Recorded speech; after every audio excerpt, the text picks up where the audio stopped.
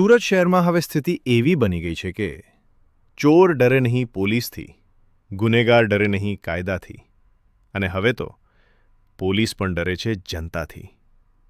જી હા, સુરતમાં પોલીસ કમિશનરના પીએ પર હુમલો થયો. અને કારણ? બસ હટાવવાની હિંમત. ભાઈ સાહેબે વિચાર્યું હશે, હું ટ્રાફિક ક્લિયર કરું, શહેરને રાહત આપું. પણ સામે મળ્યું વીઆઈપી ટ્રીટમેન્ટ, પંચ, મુક્કા અને ફ્રેક્ચર પેકેટ સાથે.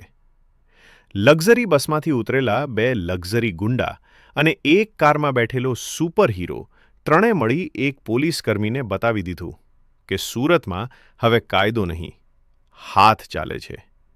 અને હાઇલાઇટ શું છે જાણો?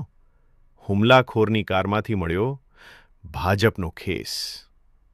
અરે ભાઈ, ખેસ ગળે નાખવાથી નેતા બની જવાતું નથી, અને નેતા બની ગયા હો તો પણ કાયદા ઉપર નથી થઈ જતા. પોલીસે પોતાનું આઈડી કાર્ડ બતાવ્યું, પણ સામે જવાબ મળ્યો, આઈડી નહીં ચાલે, આજ તો હું જ કાયદો છું. હવે પ્રશ્ન એ છે કે જો પોલીસ જ સુરક્ષિત નથી તો સામાન્ય જનતા કોના ભરોસે?